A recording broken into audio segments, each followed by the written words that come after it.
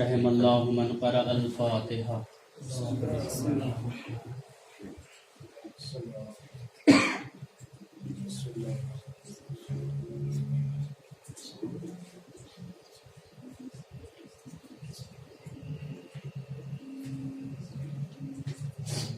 لا حول ولا قوة إلا بالله العلي العظيم. أعوذ بالله من الشيطان الرجيم. بسم الله الرحمن الرحيم. الحمد لله رب العالمين وصلى الله على الأنبياء والمرسلين لا سيما أفضلهم وخاتمهم البشير النذير السراج المنير سيدنا ونبينا وشفيع ذنوبنا إن شاء الله أبي القاسم محمد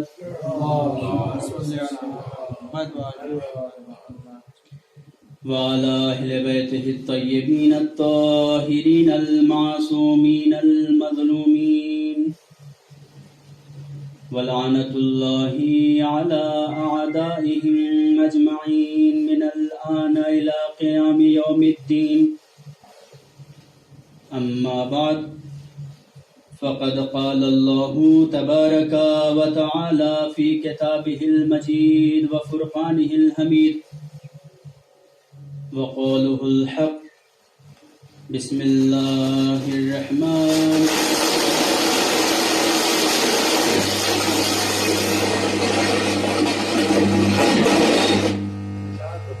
وإذ قال إبراهيم رب أرني كيف تحيي الموتى قال أولم تؤمن قال بلى ولكن ليطمئن قلبي.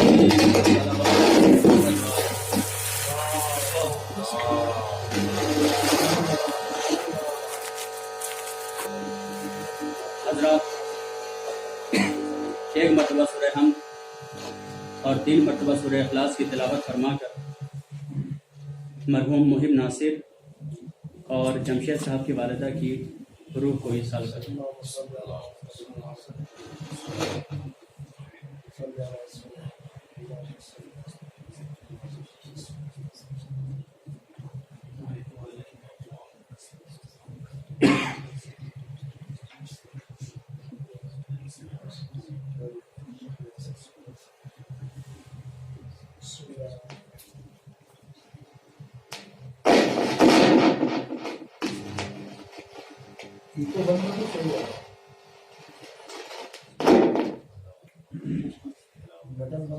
ایک بابا سے بلند صلوات کا سہارا دے. اللہم صلی علی محمد وعلی محمد.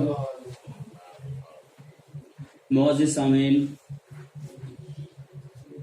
جس آیہ کریمہ کو میں نے اپنا سرنامہ سخن قرار دیا ہے، اس میں ارشاد ہوتا ہے، یہاں پہ اصل میں سوال اور جواب ہے خدا اور جناب ابراہیم کے درمیان، جہاں جناب ابراہیم کہتے ہیں قال ربی ارنی کیف تحیی الموتى، معبود تم مجھے دکھا دے کہ تم مردوں کو کیسے زندہ کرتا ہے. قال اولم تؤمن، معبود نے کہا کیا تمہیں ایمان نہیں؟ قال بلا، ابراہیم نے کہا کیوں نہیں؟ ولیکن لیطمئن قلبی، لیکن سوال کرنے کا مقصد صرف اور صرف یہ ہے کہ اطمینان قلب حاصل کر سکوں. عزیزان محترم، علامہ طباطبائی اپنی تفسیر المیزان میں کہتے ہیں کہ جب لفظ ارا حمزہ استفہام کے ساتھ آئے تو ایک الگ معنی دیتا ہے، اور جب وہ کیفا کے ساتھ آئے تو ایک الگ معنی دیتا ہے. مثلا اگر کہا جائے ارأیت زیدن، کیا آپ نے زید کو دیکھا، تو یہاں اصل رؤیت کے متعلق سوال ہے. لیکن جب پوچھا جائے کیف رأیت زیدن، کہ تم نے زید کو کیسا دیکھا، تو اب یہاں اصل رؤیت کے متعلق سوال نہیں ہے، بلکہ حقیقت رؤیت کے متعلق سوال ہے. اسی طریقے سے حضرت ختمی مرتبت صلی اللہ علیہ وآلہ وسلم نے اپنی پارے جگر سے پوچھا کہ کیفا وجدتی علیاً کیفا وجدتی اہلک، کہ تم نے اپنے اہل کو کیسا پایا. اب یہاں پہ سوال جو ہے پانے کے متعلق نہیں ہے، بلکہ حقیقت وجدان کے متعلق سوال ہے، کیفیت وجدان کے متعلق سوال ہے. تو آپ نے کیا فرمایا؟ نعم المعین علی طاعت اللہ، اللہ کی اطاعت پر بہترین مددگار میں نے علی کو پایا ہے. تو اب سیدہ یہاں پہ حقیقت مولائے متقیان بتانا چاہ رہی ہیں کہ دیکھو مولائے متقیان کی حقیقت اور اصلیت اس کے علاوہ کچھ نہیں ہے کہ آپ اطاعت خداوندی میں بہترین مددگار ہیں. صلوات بر محمد و آل محمد.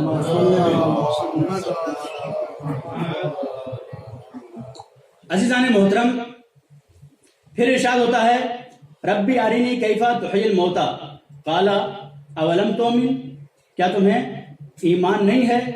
قال بلا، معبود ایمان تو ہے، ولیکن لیطمئن قلبی، معبود میرے سوال کرنے کا مقصد صرف اور صرف اتنا ہے کہ میں اطمینان قلبی چاہتا ہوں. عزیزان محترم، اب یہاں پہ اگر آپ ملاحظہ کریں تو خداوند عالم نے پھر آگے ارشاد کیا فرمایا کہ تم 4 پرندوں کو لو، چاروں کو ذبح کرو، ان کی منقاریں اپنے ہاتھوں میں لو، ان کے گوشت کو مخلوط کرو اور 10 الگ الگ پہاڑیوں کے اوپر ان کے جا کر کے اعضاء کو رکھ دو. رکھ دینے کے بعد سے جب تم ان کو بلاؤ گے میرا نام لے کر کے تو سارے کے سارے پرندے تمہاری طرف چلے آئیں گے. تو اب سوال یہ اٹھتا ہے کہ پرندے ہی کیوں؟ بھائی جب تک قربانی کا مرحلہ تھا، جب بھی قربانی کی بات آئی تو 4 پائے یاد آئے، اور آج جب منزل ابتلا ہے، جب یہاں پہ آزمائش اور امتحان کی گھڑی ہے تو پرندے کیوں یاد آئے خداوند عالم کو؟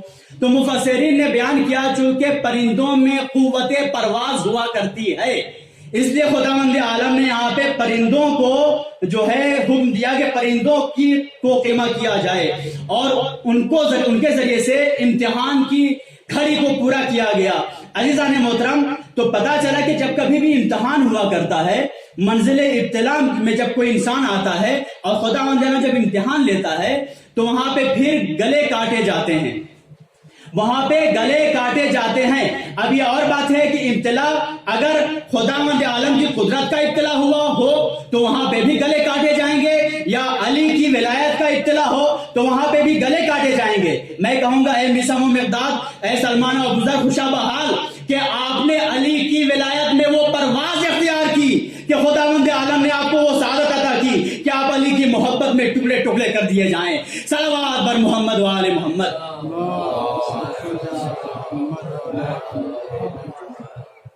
عزیزان محترم، یہاں پہ بہت ہی بہترین واقعہ ہے جو مناظرہ ہوا تھا امام محمد باقر علیہ السلام کا، چونکہ وہ اس سے مربوط ہے، وہ آپ کی سماعتوں کے حوالے کر دے رہا ہوں. جب چھٹے امام نے اپنے والد کی امامت سے دفاع کیا حج کے موسم میں تو اس وقت جو ہے شام کا جو حاکم تھا، حاکم شام، اس نے مدینے کے گورنر کو خط لکھا کہ جیسے ہی یہ حضرات مدینے واپس آئیں ان کو فوراً دمشق روانہ کیا جائے، ہشام بن عبد الملک. تو اس وقت جب دونوں امام واپس آئے ہیں تو دونوں کو دمشق کے لیے روانہ کیا گیا. اب بہت تیزی سے میں مختصر کر کے اس کو پڑھوں گا. جب 5ویں امام ایک مرتبہ جب ہشام بن عبد الملک کے مہمان تھے تو ایک مرتبہ وہ نکلتے ہیں بازار میں، تو جب بازار میں نکلتے ہیں دیکھتے ہیں کہ لوگ جوق در جوق ایک پہاڑ کی طرف جا رہے ہیں. امام نے پوچھا کہ یہ لوگ کون ہیں اور کہاں جا رہے ہیں؟ کہا کہ سارے کے سارے عیسائی ہیں اور ان کے ایک پادری رہا کرتے ہیں پہاڑ کے اوپر، یہ سب سال میں ایک مرتبہ وہاں جاتے ہیں، جا کر کے اپنے مسائل کو بیان کرتے ہیں اور ان سے حل تلاش کرتے ہیں. تو امام نے کہا کہ بہت اچھا موقع ہے. امام بھی ان کے ساتھ ہو لیا اور پہاڑ کے اوپر گئے. تو وہاں پہ اسقف شامی، اسقف مسیحی جو تھا، اس کی نگاہ جب مولا کے اوپر پڑی تو اس نے کہا کہ تم یہ بتاؤ کہ مسلمانوں میں سے ہو یا غیر مسلم میں سے ہو؟ امام نے کہا کہ میں مسلمان ہوں. اس نے کہا کہ اچھا یہ بتاؤ مسلمانوں کے علماء میں سے ہو یا جاہلین میں سے ہو؟ تو امام نے فرمایا میں جاہل نہیں ہوں. یہ نہیں کہا کہ میں عالم ہوں. مولا کہہ رہے میں جاہل نہیں ہوں. تو اس نے کہا کہ اچھا یہ بتاؤ تم مجھ سے سوال کرو گے یا میں تم سے سوال کروں؟ کہا کہ بسم اللہ تم مجھ سے سوال کرو.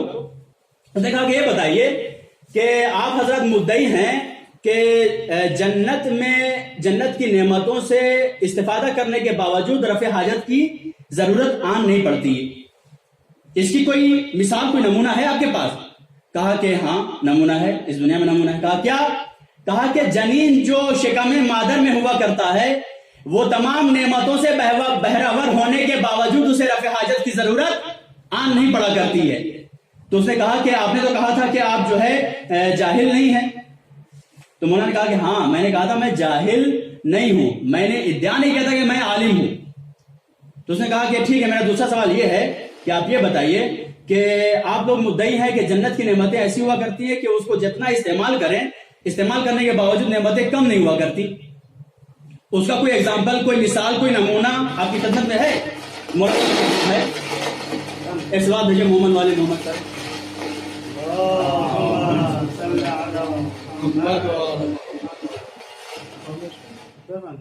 خاموش کوئی سلوات بھیجے محمد والے محمد. کیا آپ کے پاس کوئی نمونہ ہے؟ تو امام نے فرمایا کہ ہاں نمونہ ہے.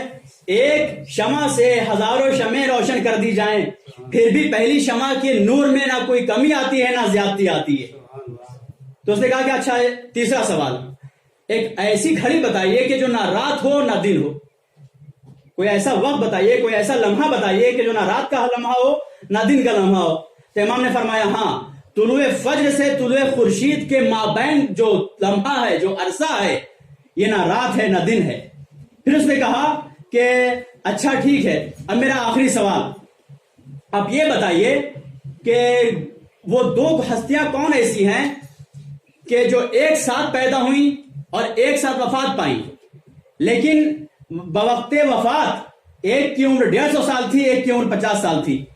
تو مولانا نے فرمایا کہ ہاں وہ عزیر اور عزیرہ تھے، دونوں بھائی بہن تھے. کہا ان کے ساتھ ہوا کیا؟ کہا ان کے ساتھ یہ ہوا کہ عزیر اور عزیرہ ایک مرتبہ انطاکیہ نامی بستی کے اطراف سے گزر رہے تھے.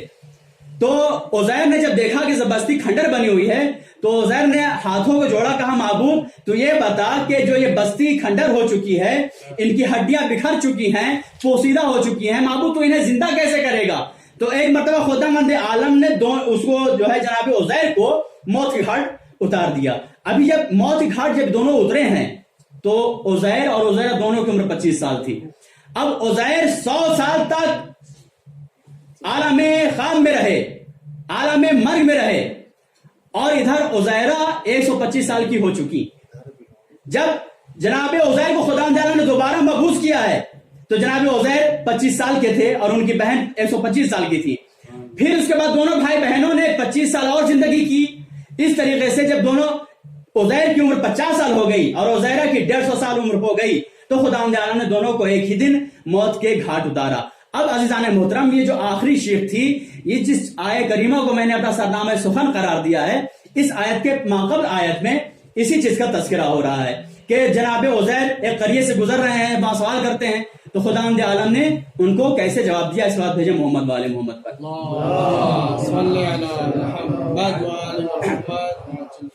عزیزان محترم، اب یہ آیت ماقبل آیت تھی. اب اس آیت میں آ جائیے، کیا خدا ارشاد فرما رہا ہے؟ قال ربی ارنی کیف تحیی الموتى، میرے معبود تو مجھے دکھا دے کہ تو کیسے زندہ کرتا ہے. قال اولم تؤمن، کیا تمہیں ایمان نہیں ہے؟ قال بلا، معبود ایمان تو ہے، ولکن لیطمئن قلبی، لیکن میں اطمینان قلب کے لیے آپ سے پوچھتا ہوں. امام سے پوچھا گیا کہ مولا کیا جناب ابراہیم شک کے عالم میں تھے؟ نعوذ باللہ. امام نے فرمایا کہ نہیں، شک کے عالم میں نہیں تھے بلکہ وہ یقین کی منزل میں تھے. پوچھا گیا کہ پھر ایسا سوال کیوں کیا؟ کہا کہ اپنے یقین میں زیادتی کے طلبگار تھے، اس لیے خداوند عالم نے انہیں اس حکایت کو پیش کی ہے. عزیزان محترم، جناب ابراہیم اس شخصیت کا نام ہے کہ جو سب سے بلند ترین مقام خلت پر فائز ہے. مقام خلت پر فائز ہونے کے باوجود انسان ایسے ہیں، جناب ابراہیم ایسے ہیں کہ عرض کر رہے ہیں کہ معبود میں اپنے اطمینان قلب کے لیے جاننا چاہتا ہوں کہ تو مجھے بتا دے کہ تو مردوں کو زندہ کیسے کرتا ہے۔ اب میں عرض کر چکا کہ جناب ابراہیم دیکھنے کے متعلق سوال نہیں کر رہے تھے، بلکہ کیفیت رؤیت اور حقیقت رؤیت کے متعلق سوال کر رہے تھے۔ معبود تو مجھے دکھا کہ تو ایسے مردوں کو زندہ کیسے کرتا ہے۔ لیکن ہمارے مولا امیر المومنین علی ابن ابی طالب علیہ السلام کا مقام یقین و مقام قد اس منزل کے اوپر ہے کہ امام فرماتے ارشاد فرماتے ہوئے نظر آتے ہیں، لو کشف الغطاء مزددت یقینا، اگر علی ابن ابی طالب کی آنکھوں سے تمام کے تمام پردے ہٹا لیے جائیں پھر بھی علی کے یقین میں کوئی زیادتی واقع نہیں ہوگی۔ صلوات بر محمد و آل محمد۔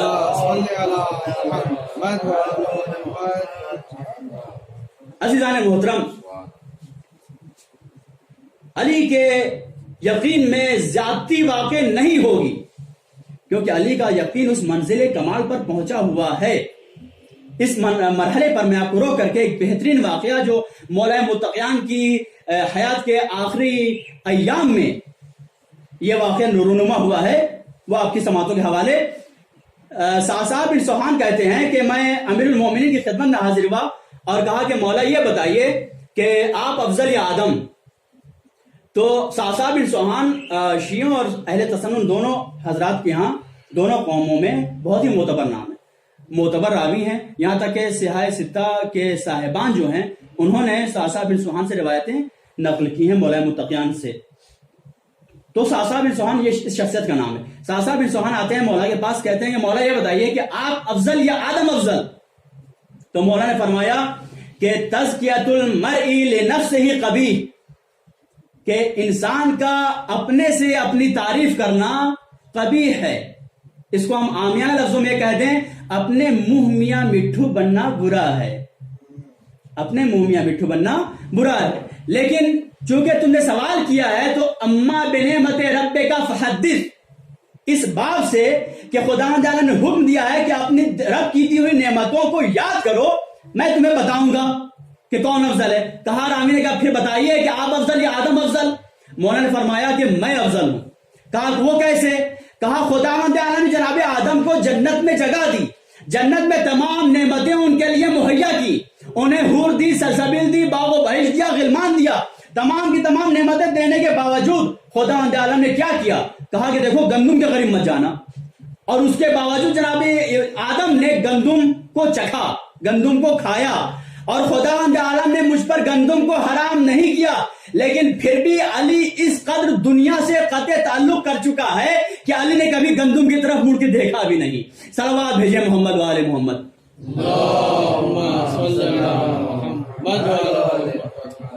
عزیزان محترم، پھر صاحب بن سوحان کہتے ہیں کہ آپ یہ بتائیے کہ آپ افضل یا جناب نوح؟ کہا کہ میں جناب نوح سے زیادہ افضل ہوں۔ کہا کہ کیا دلیل ہے آپ کے پاس کہ آپ جناب نوح سے افضل ہیں؟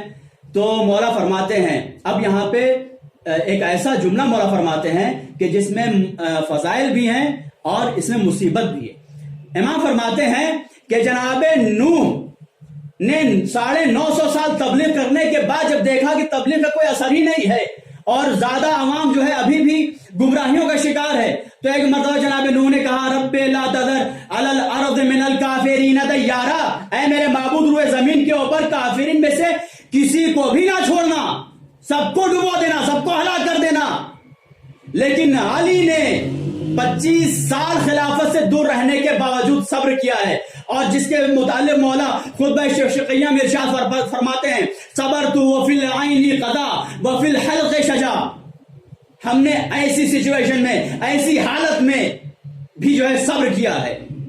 پھر راوی کہتا ہے کہ مولا آپ یہ بتائیے کہ آپ افضل یا جناب ابراہیم؟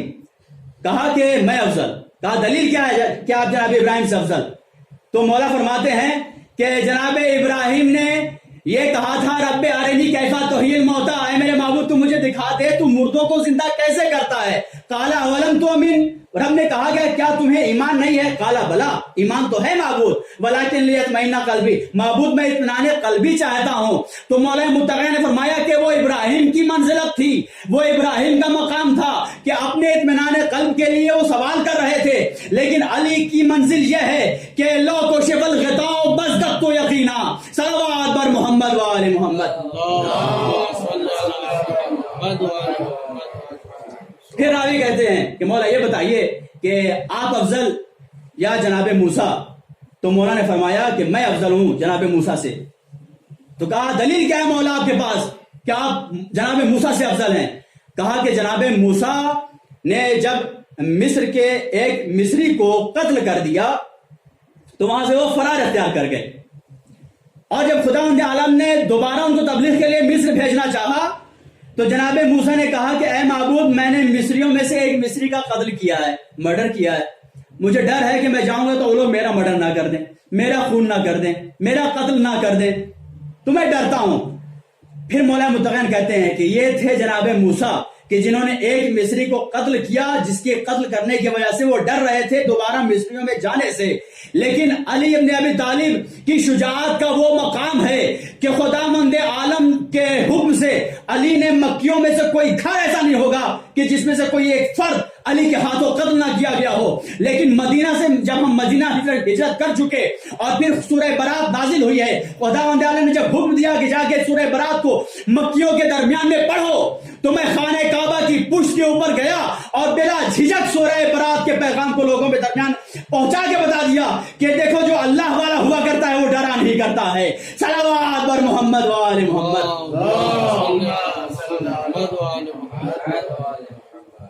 عزیزان محترم، اور آخری منزل راوی کہتا ہے کہ مولا یہ بتائیے کہ آپ افضل یا جناب عیسیٰ افضل؟ تو مولا کہتے ہیں کہ میں افضل۔ کہا کہ کیا دلیل ہے کہ آپ جناب عیسیٰ سے افضل؟ تو مولا کہتے ہیں کہ عیسیٰ کی جب ولادت کا وقت قریب آیا تو خداوند عالم نے یہ کہہ کر کے خانہ کعبہ سے مریم کو ہٹا دیا کہ اے مریم اس خانہ کعبہ سے دور ہو جاؤ، کیونکہ یہ بیت عبادت ہے، بیت ولادت نہیں ہے، یہ سچا خانہ نہیں ہے۔ لیکن جب میری ولادت کا وقت قریب آیا تو خداوند عالم نے حکم دیا کہ اے فاطمہ بنت اسد میرے گھر کے اندر آ جاؤ، کیونکہ اب یہ جو لڑکا پیدا ہونے والا ہے یہ الہی لڑکا ہے۔ صلوات بر محمد و آل محمد۔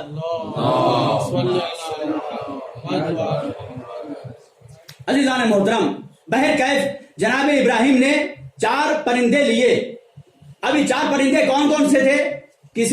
اگر تمام روایتوں کو جمع کر لیا جائے تفسیروں کو تو مرغ، مور، کوا، کبوتر اور گوریا، چیل یا پھر جس کو ہم گدھ کہتے ہیں، چیل یا گدھ، یہ کچھ چیزیں ہیں جن کو خداوند عالم نے اور کہا کہ ان کو جا کر کے پکڑ کر کے ان کو قیمہ بناؤ۔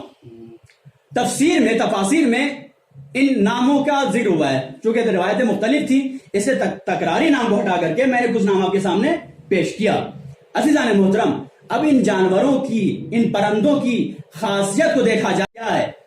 کچھ پرندے ایسے ہیں کہ جن میں صرف خواہشات کا جنبہ حاوی ہے، کچھ پرندے ایسے ہیں کہ جن میں عبث اور بیکار کاموں کا جنبہ حاوی ہے، کچھ پرندے ایسے ہیں کہ جن میں طول عمل پائی جاتی ہے، کچھ پرندے ایسے ہیں جن میں حرص پایا جاتا ہے۔ عزیزان محترم، خداوند عالم اس آیت کے ذریعے سے پیغام دینا چاہتا ہے کہ دیکھو، اگر نفس کو ابدی حیات چاہتے ہو، اگر کوئی بھی انسان نفس کی ابدی حیات چاہتا ہے تو اسے قوہ بدنیہ کے طائر شہوتوں، حرصوں، ہواؤں، ہوسوں اور طول عمل کے تمام طائران کو پکڑ کر کے اس کا گلا دبانا پڑے گا۔ اور جو انسان بھی اپنے طائرانے خواہشات نفسانی کا گلا گھونٹ سکنے میں کامیاب ہوگا، پھر وہ انسان ابدی حیات کی منزل پہ پہنچ جائے گا۔ اور ابدی حیات کی منزل کسے کہتے ہیں؟ ابدی حیات اسے نہیں کہتے ہیں کہ انسان اپنے جو ہے جس میں مادی کے ساتھ لوگوں کے سامنے چلتا پھرتا رہے، بلکہ حیات یہ ہے کہ حس اور شعور کی منزل ختم ہو جائے۔ تو جب جس انسان سے حس اور شعور کی منزل ختم ہو جائے تو ہمیں سمجھ لینا چاہیے کہ انسان مر چکا ہے، یہ انسان زندہ نہیں ہے۔ اور خداوند عالم نے قرآن میں بھی متعدد جگہ پر یہی فرمایا ہے کہ ان کے دل اندھے ہو چکے ہیں، ان کے دل تاریک ہو چکے ہیں، خداوند عالم نے ان کے دلوں پر مہر لگا دی ہے۔ یہ افراد کون افراد ہیں؟ یہ افراد وہی افراد ہیں کہ جنہوں نے اپنے آپ کو گناہوں میں ڈھکیل کر کے ایسا بنا لیا ہے کہ نہ ان میں کچھ حص بچا ہے نہ شور بچی ہے. صلوات بر محمد وآل محمد.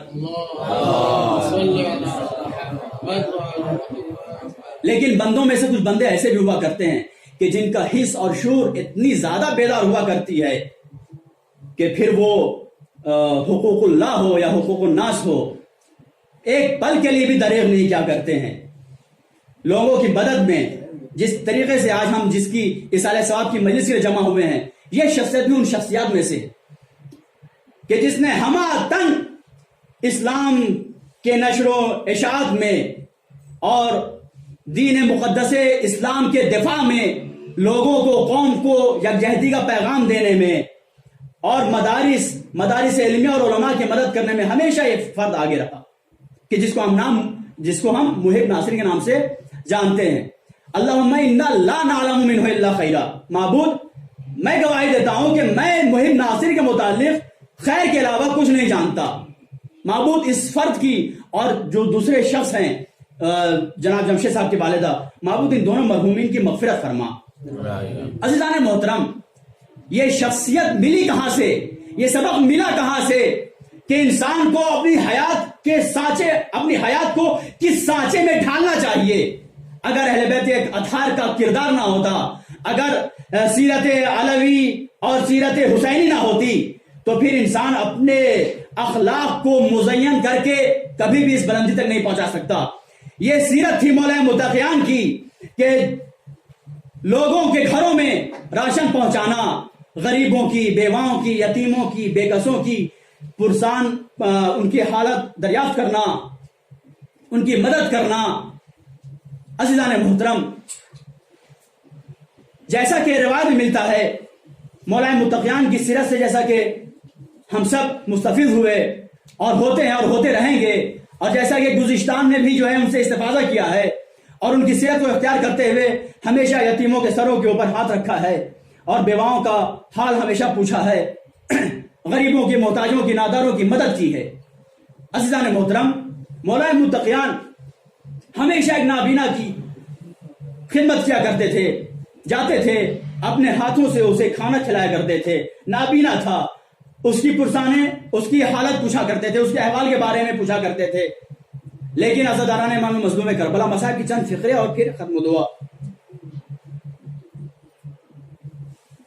جب مولا متقیان کی رحلت کا وقت قریب آیا تو مولا متقیان ام کلثوم کے گھر میں ٹہلتے رہتے ہیں.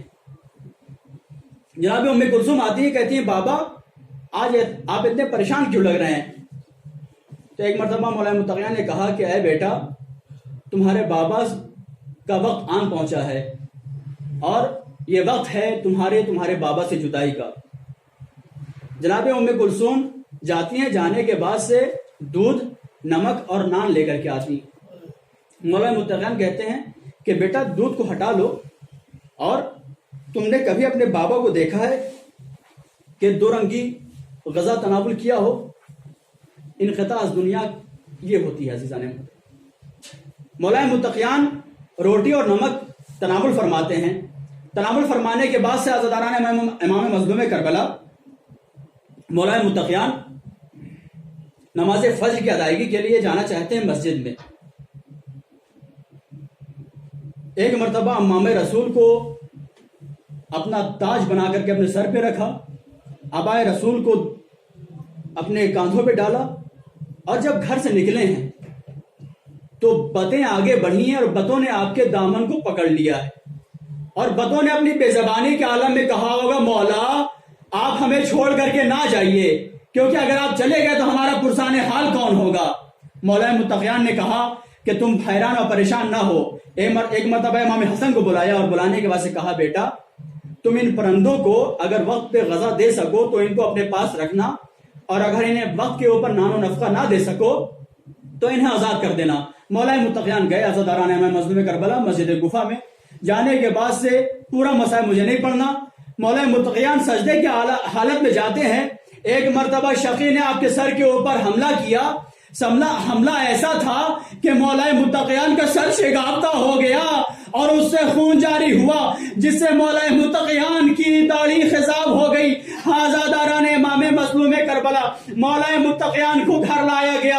आज़ादारान इमाम मज़लूम करबला हमारा मौला 3 दिन तक इस कर्म में रहा है, 3 दिन तक जहर में जो है जलता रहा है, जहर की जलन में जलता रहा है। हाँ आज़ादारान इमाम मज़लूम करबला, लेकिन इमाम के चारों तरफ इमाम के पुरसाने हाल मौजूद थे, इमाम के देखने वाले मौजूद थे। किसी ने इमाम के औलाद के ऊपर हमला तो नहीं किया, किसी ने सैदानियों के सरों से रिदायत तो नहीं छीनी। आज़ादारान इमाम मज़लूम करबला जब जनाब ज़ैनब उम्मे कुलसूम की आवाज बुलंद हुई है तो मौला मुत्तक़ियान ने कहा कि जाके कूफियों से कह दो कि हमारे घर से दूर हो जाएं, कहीं ज़ैनब उम्मे कुलसूम के रोने की सदाएं उनके कानों में ना जाए। मैं कहूंगा या अली, अरे आपको इतनी गैरत कि आपको गवारा नहीं है कि आपकी बेटियों की सदाएं ना महरमों के कान में पड़े। ऐ अली, आप गयूर तो हैं लेकिन आपके अलकाब में से गयूर नहीं है। सारे इमाम गयूर है लेकिन सारे इमामों के अलकाब में से गयूर होना नहीं है मौला, लेकिन हमारे चौथे इमाम का लक़ब ही गयूर है। सबसे ज्यादा गैरतमंद शख्स के साथ क्या भी थी मौला। अरे कूफा शाम के बाजार में आइए, सैदानियों के सरों पे रिदाएं नहीं है, मुनादी निदाएं देता है। अरे ये देखो ये ज़ैनब उम्मे कुलसूम है, अरे ये पहचानो ये अली की बेटियां हैं। अरे कुछ याद आया ये कौन है?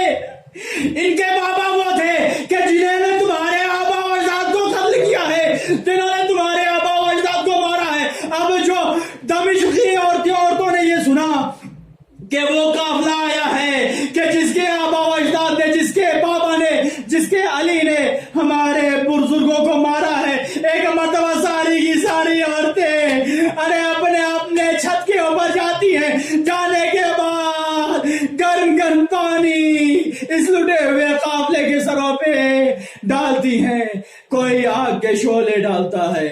आज़ादारान इमाम मज़लूम करबला गयूर इमाम की गैरत और गैर गयूर इमाम की बेकसी। ऐ बाबा, ऐ नाना, आपकी उम्मत ने हमें क्या सिला दिया। व आखिरु दावाना अनिल हम्दुलिल्लाहि रब्बिल आलमीन। इलाही बिहक़्क़ि ज़हरा व अबीहा व बालिहा व बनीहा व सिर्रिल मुस्तौदा फ़ीहा। या अल्लाह, हमारी इस मुख़्तसर से इबादत को कबूल फरमा। ऐ मेरे माबूद, जो बीमार हो उसे बीमारी करबला के सदक़े में शफ़ा कामिला व आजिल इनायत फरमा। जो मक़रूज़ हो उसे क़र्ज़े से सुकुदोशी अता फरमा। जो मुहताज हो ऐ मेरे माबूद, तो उसे अपने ग़िनाए मुतलक़ से गनी और बेनियाज़ कर दे। ऐ मेरे माबूद, हम सब को इबादत की ज़्यादा से ज़्यादा तौफ़ीक़ इनायत फरमा, गुनाहों से दूर रहने की सआदत और तौफ़ीक़ इनायत फरमा। या अल्लाह, हमारी तमाम गुनाहाने सग़ीरा और कबीरा की मग़फ़िरत इनायत फरमा। ऐ मेरे माबूद, हम सब को रिज़्क़ फ़रावान अता फरमा, तूल उम्र और सेहत व सलामती के साथ तूल उम्र अता फरमा। और ऐ मेरे माबूद, तुझे वास्ता है इमाम हुसैन अलैहिस्सलाम का और उनकी बेकसी का कि अपनी आखिरी हुज्जत और हमारे आखिरी इमाम के ज़हूर में ताजील फरमा और हम सब को उनके मुखलिस आमान अंसार में शुमार फरमा। व आखिरु दावाना अल्हम्दुलिल्लाहि रब्बिल आलमीन। आप सबसे दरख्वास्त, एक मरतबा सूरह हमद, 3 मरतबा सूरह इखलास की तिलावत फरमा कर मरहूम मुहिब नासिर और जमशेद साहब की वालिदा की रूह को इसारा फरमाएं।